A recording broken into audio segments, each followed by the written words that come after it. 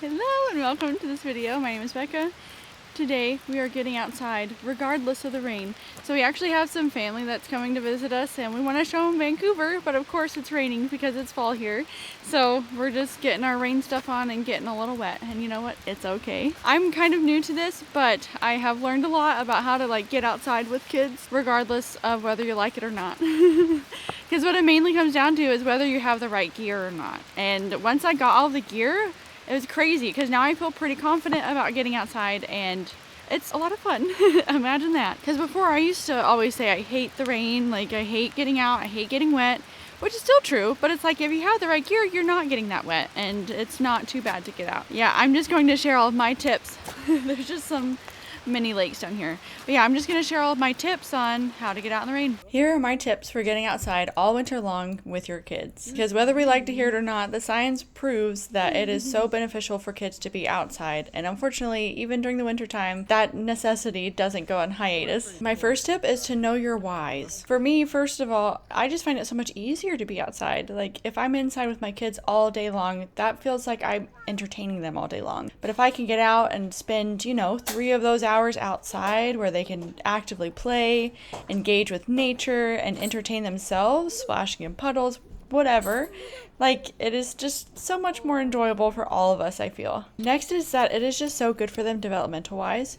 Not only gross motor, they're using so many different muscles, climbing, jumping, rolling, doing everything, pushing big logs down hills, but it's also so good for them cognitively. They have to problem solve. They're experiencing new things every single day. They're learning more about physics and how the world works and how nature grows. And I just feel like we as animals belong in nature, and so to just stay cooped up inside all winter long for kids, it's really hard. Next big reason for me is that the sunlight is just so good for us, both physically. We need the vitamin D, of course, for strong bones, healthy heart, all of the good bodily functions, but then also it's so good mentally. I do so unwell if I don't get a lot of sunlight. So even in the winter when there's less vitamin D to be had, it is still so critical to get out and feel the sun on our skin, breathe in the fresh air. Along with that, it also really helps with circadian rhythm and just helping us to sleep at night. There are so many wonderful benefits that come from getting outside every single day. And for kids, it is even more critical and important for them to get out and about. Another great benefit of getting out in the winter is that everything is totally empty. Nobody likes being out in the rain, and so you tend to find maybe just a handful of people, where before it was swarming. And it's also just fun because it's a different experience. This time, because there's so much more water, there was a waterfall that we didn't even know was there. So it's just a totally different experience, and I love it. It's another huge benefit that, of course, when you're getting outside, you're being so much more active than you ever could be when you're staying inside all day long. You're running, jumping, squatting, and you don't even realize it. That's the beauty of it. Vancouver is so beautiful. I love it here so much. Okay, so this next big point is the how. How do you get outside with your kids, even in nasty weather? First is to know your climate and what to be cautious of. So if you're living somewhere that gets incredibly cold and very snowy, that's obviously going to look very different than how I'm preparing for a very wet and pretty mild climate all around. Also know what to be cautious of. So I am very cautious of bears because they are pretty active where we live. But if you have different critters around that you need to be scared of, then know what precautions you need to be taking to be safe. If you're going hiking in snowy mountains, you need to be avalanche safe. If you live around slot canyons or desert, you need to be flash flood safe. There's just so many kind of niche things that you need to know about your area. Next thing, start small. So you don't need to be going on these super grand adventures if you're anxious about it. You can start with as small as getting out in your front or backyard or going to your local park. Outside time is outside time. As long as you're getting out and letting your kids run wild and free, that is what matters. Well, we are definitely wet.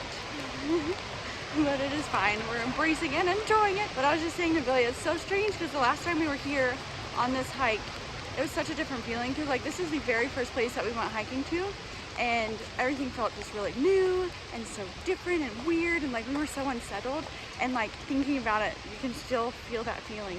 but now it's just a completely different vibe. Like, it's so rainy now. Yeah, everything is sopping wet, including my phone. The other big key to this for me is to getting the right gear. It's crazy because as soon as I finally got all of the different pieces to our kind of winter uniform, I suddenly felt confident and like I was excited to go outside and excited to face the challenge of going out with my kids every single day, even if it was cold and rainy. The basic formula for any kind of outdoor winter cold adventure is first you want a merino base layer. Merino isn't in your budget because it is pretty pricey. Then go for something not cotton. You want something that wicks away the moisture. If it's really cold or you're like camping at night, then you're going to want a fleece layer over top of that. Your final layer is going to be your rain suits. Just put that over top of everything to try to keep you as dry as possible. And then of course don't forget your gum boots. My last big tip is to bring bribes.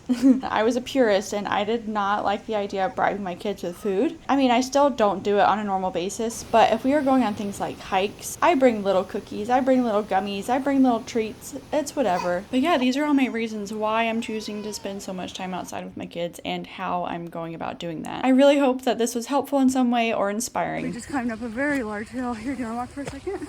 Yeah, another thing we need to get used to is the fact that it gets so dark so early here. A lot of people warned us about that, but yeah, it's like 5:30 right now and it's already getting so dark. It's really cool though because it's so Pacific Northwest moody and I really like it, but we'll see how I'm feeling about that in a couple months though when we're in the thick of it. We are at the end of our hike. This was such a beautiful experience. Yeah, we are all completely soggy. It's fine. You go home, get some nice little treats, maybe some hot chocolate, warm up, get dry clothes on, and then it's the best feeling in the world. So I hope that maybe I've encouraged somebody to get out and enjoy the rainy weather because it is not worth stopping going outside for like 6 months out of the year. Anyways, thank you guys so much for watching and I'll see you guys next week. Bye! Say bye! Doesn't want to.